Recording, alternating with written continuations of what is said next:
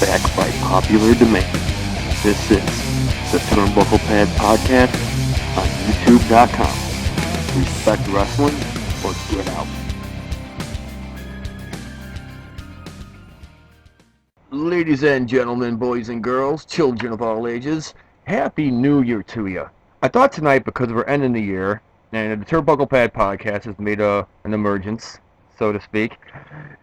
There's been a lot of stories, but not enough people have really heard more about the Turnbucklepad and how it got started and where its roots really are buried where it all started. And it was ironic. I was thinking about this because I was thinking to myself, who else can I possibly talk to or get on here that's from that time that knew me from then? And lo and behold, I talked to my good old buddy, which is also our guest tonight. Please give him a warm welcome. He is none other than Darwin Smith. Darwin, thank you. Now that's an intro. How you doing, Mike? Man, thanks for having me. Bless. Thanks for coming on. And you would think after all these years of being like one of the brains behind the motivation to Turnbucklepad, you would have been on this show a lot sooner. Well, you know what? Sometimes life takes you in crazy directions, man, and I'm happy you're still doing it. I mean, I remember back in the day when you were just coming in with the video camera, and you just had a lot of. Well, first of all, it took a lot of guts to walk into that building, And anyway, but at the same time, the way you did it, you presented yourself in a real classy way. You were always, all about business first, and the boys second type of thing. But at the same time, you always took care of business, man. You always forthright with everything you did, brother. So it's an honor to be on the show, and I'm glad that you're still doing the Turnbucklepad, man, because I remember, when we were doing that truck yard. just trying to get it going, man. Just trying to get that going, and it was a really cool addition to have with UWC and the things that we were doing. I mean, it was right on time. Yeah. And it also helped. And it also helped a lot of the talent back then. Be able to show a different perspective, and you get to see these guys in a different light a little bit. In a little shoot-based interview that you would have and everything. It made our characters three-dimensional, and that was an awesome thing for anybody who was able to tune in to Turnbucklepad back then. Hey, fans, in case you're wondering what he's talking about when he mentioned the truck yard, this was a time when I was trying to get my feet wet, and I was trying out a project. And one of the funniest moments out of this whole thing, and Darwin, you remember this, was that moment when Motoro had to take that board shot to the back. And we had to keep reshooting it. We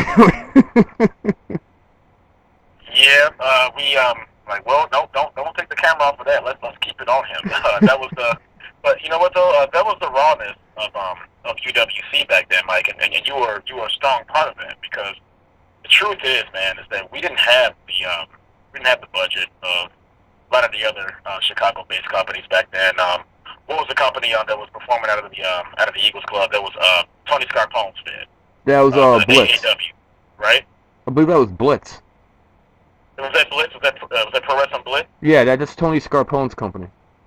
Yeah. Okay, so yeah, those guys, and they were doing their thing, and Jesus, I met Scarpone at the Export Fitness on Harlem over in Lyons, Illinois, like not too far outside of North Riverside area, like over there.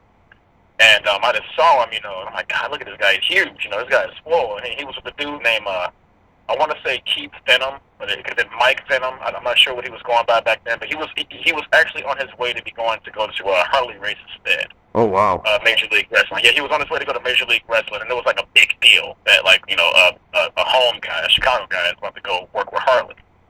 So I met Scarpone. I walked up to him like a complete mark. I mean, because I was in the gym at the time, and also at the time I was studying at the Second City, and I was in beginners improv at Second City, and I was a huge wrestling fan, a ferocious wrestling fan. I approached Scarpone, and I was like, I'm interested in getting into the business on a managerial standpoint or some sort of talent standpoint, but not a worker. I want to be able to help the wrestlers. And so we started talking and everything, and he told me that I needed to get trained because managers need to learn how to bump. And so he's like, yeah, there's a school.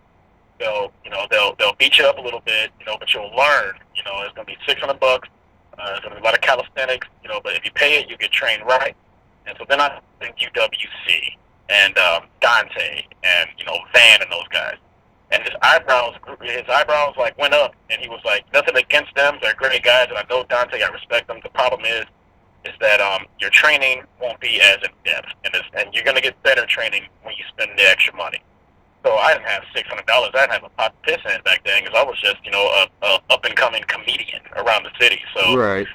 Scarpone was more than gracious to me, and he didn't have to give me as much information as he did. But the fact that he did, I'll always give him the utmost respect because he was a really nice guy to be, and he didn't even have to be. And it was just at the gym when I bumped into him that time. But he schooled me a little bit. He didn't smart me up too much, but he showed me where to go to get the best, training and things like that. I couldn't afford it, so I still ended up going with Dante, and I didn't look back. And it was still to this day one of the best experiences ever because I met you there, dude. I met you there. I met some of the greatest, that will probably never be seen. Some will, some maybe won't, but there was some awesome talent back then. We were doing something very, very different that I don't think the city was ready for, Mike. Yeah, you might be right. All good things come to an end at one point.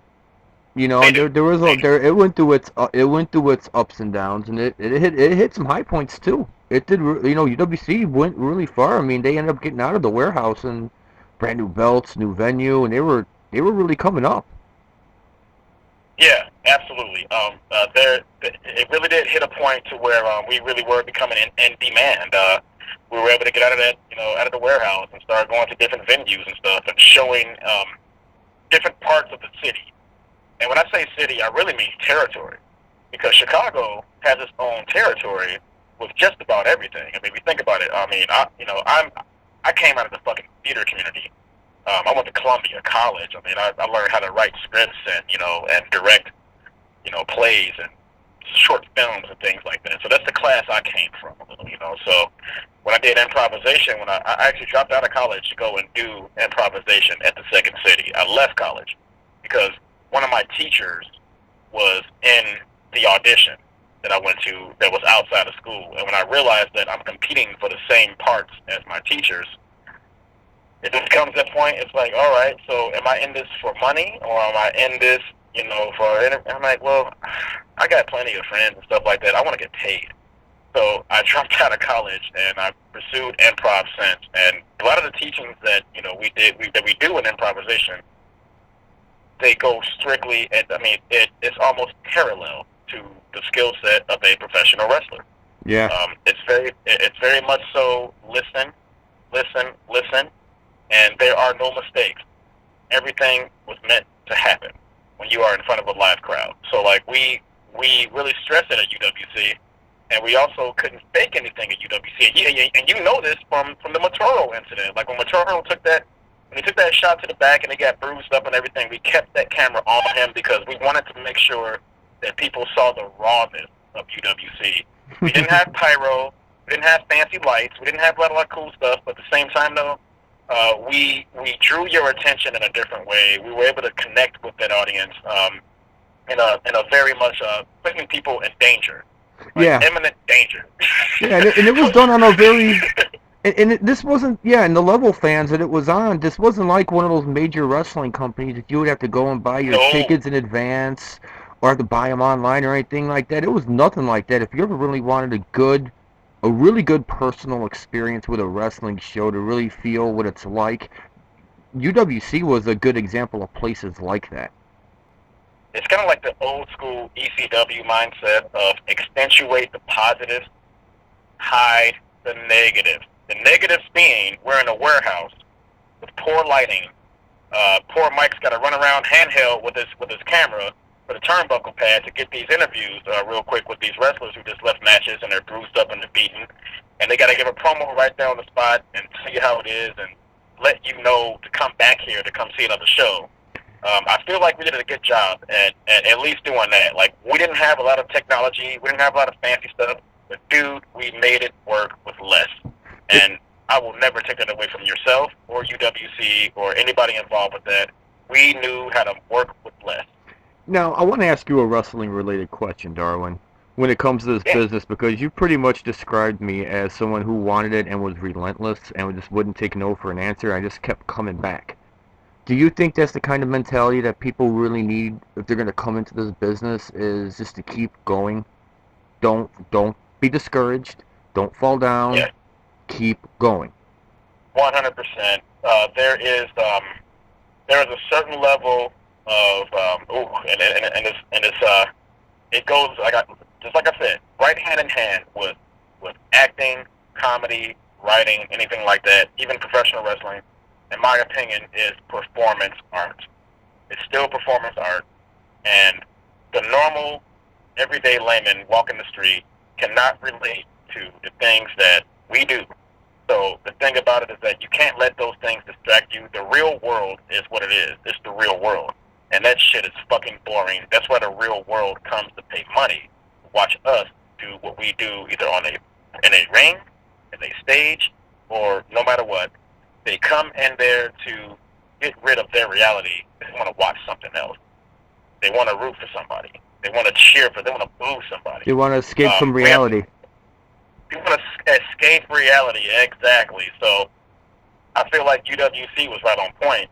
Granted, we had big dreams of getting guys, ready to go to WWE, or maybe this can be a place where people can train and learn and do something and go somewhere else with it and learn more. Who knows? But we really did want to be a one-stop shop at one point. That's why I was brought in to begin with, to make it something so it's tangible and it gives guys a little hope, and maybe you can learn something here with what we're providing for you. We're providing you opportunity to get out here in front of an audience, a very loyal audience.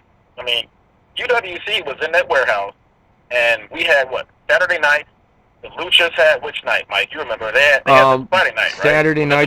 Saturday night was UWC, and Sundays was usually Galley, but that wasn't anywhere near where we were. There was a Lucha company that ran out of the same place, along with Chicago All-Stars. But Nikki Sixx and those guys were also renting out the exact same. Well, actually, we had to kick up to Nikki Sixx because Nikki Sixx was running the place, so we paid rent. Right. Well, they were also doing training, but as far as people doing shows out of there weren't too many people doing shows out of that warehouse. Wow. And we did shows in that place, and it gave us a very renegade. A very much anti-establishment, a very punk rock, if you will, type of a element. Very much. And now Chicago is full of hipsters, okay? So people who just want to, just get away from, oh my God, I don't want to go there tonight, the popular places. Hey, would you believe me if I told you that there's a truck yard over on the northwest side that does wrestling shows? And it's gritty as shit, and it's underground, and their champion is this guy, this skinny white guy, but everyone in the town loves him, and he's like God in their town, and he can go anywhere. When Tim Norton was signing autographs at Old Country Buffet, I knew that we made the right decision at putting that belt on him, and that's probably a whole different conversation. Yeah, but we don't have another 25 minutes for that one. Oh my God! But dude, I knew that we were onto something because we were sticking with what we had, and we didn't lie to the audience. We might have lied to the talent a little bit, but we didn't lie to the audience at all. I mean, it was straight up if you were looking for an ECW type of an element where you don't know what the hell's going to happen, and it's going to be an entertaining time, and they're not lying to you about where they are. We are in a truck yard. We get it. So shit's going to get real. That wall might come down tonight on this guy's head. And this came close before, fans, because that wall inside this warehouse he's speaking of, people's heads have been introduced into them. Everything I'm learning now as I move on in life, I have to give UWC its utmost credit, because it was, and you could probably say this too, if we hadn't done UWC, for just bite-sized candy bars and maybe a bottle of water or a hot dog or something like that. If you were lucky, you got a hot dog. But we're very lucky to go through that, because it's going to shape us, to where we want to go, man. Because you're still doing Turnbucklepad, man. I'm still moving on, doing my thing, and everything is still moving in a positive direction. So, man, UWC was a great learning experience. It gave you some memories to remember for the rest of your life, and they're joyful, happy, great memories. I will never forget those nights those Saturday nights in that hot warehouse. Oh We were God. all dressed up. Players Club. You can vouch for that. Players Club was still delivering. Redemption still delivered. Willie the Bomb Richardson delivered when he was there. Uh, Yeah, Backwoods Brown. guys delivered. They delivered when they were there. So that's all I could give it. And we had a good time. And we gave. I feel like we gave the people in that neighborhood something to look forward to. Yeah, no, that you people, did. Yeah. It was something very unique for that area. To. Yeah, I remember that warehouse too, and I also remember being told to stop bringing beer to the practices and to the show. Yeah, you couldn't bring no more beer to the practices because guys weren't practicing, man. No, they weren't. Unfortunately, and this was one of my issues, man. We didn't have enough athletes. And what I mean by athletes, because goddamn it, I know a lot of athletes, and hey, athletes party and athletes do their thing, but my problem was bringing beer and stuff like that to training. I know you were getting it in, having a good time, but Mike, you weren't in there busting your ass and bumping around. And I was smart. I stayed out of it. Mike in there, you were there turning up, man. Everybody else in there training, and yeah. Lots of craziness going on around there, it was like you said earlier, man. It was that ECW feel. Everything that you saw on the DVDs and everything you saw from their events, it was your pure rock and roll, anything goes attitude, mentality type of environment. Yes, it had that feel to it. Dante, I really feel like Dante understood that. That's why he brought in the influx of his shit. He brought in Noriega from Puerto Rico. Yeah. Where Carlos Colon fed. He brought in Punisher. Well, Punisher was already there, Punisher 747, who in my opinion, is the most underrated wrestler in Chicago. If he's still wrestling, bless you, Juji and Beppo. Great guys. Good people. I really hope they're happy at whatever they're doing. But they were a joy to watch because they were so natural. Yeah, they were. Oftentimes, the most talented guys are also the most laziest guys. So you gotta have something, you gotta have a fire under your ass, some passion about what you're doing to keep going. Guys like you and me were not that talented, so we had to rely on hard work and just hanging in there, staying with it, staying consistent, being there, showing up on time, stuff like that. The little things will matter. I don't care where you're at in life; it's gonna matter. Sometimes it's not the most talented guy that's gonna get over, but damn, sometimes it's better to be lucky than good. Amen to that. And you and I both have seen so many great talents just slip through the cracks because no damn commitment. They had no go get them. No get up and go about themselves, man. So yeah, you gotta want it. You gotta be hungry and you gotta be persistent. And unfortunately, a lot of the independent scene that I saw in Chicago, or at least the bed that UWC was. Lots of guys are flaky. They don't know if they want to do it or not. And I'm here and I'm not even getting paid, and I want to do this. I'm here because I want to do this. There is an audience out here who is dying to see this shit tonight. Yeah. We have to give them what they want to see. Let's do it. Let's do business. It's game time, guys. Let's go. But when you have that kind of attitude with dudes who are playing Dungeons and Dragons in their fucking basement, listening to fucking whatever the hell they're bumping, or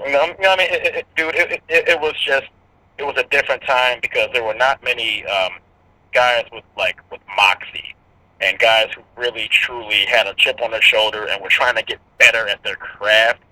I think that's missing. People are in it for instant gratification, and they're not in it to get better at their craft. They just want the benefits to come with it. You know what I'm talking about. You're saying the same thing that many people agree with you upon. That's been already stated in previous episodes by a variety of guests. But Darwin, we got one question for you before we go. If fans wanted to find you and find out what you're involved in, what kind of improv comedy or projects you're working on, how can they find you and figure this stuff out? Oh yeah, well you know what? I'm all over the place, man. I'm just like it's just like the old days in the territories, bro. I'm just going territory to territory to try to make my mark.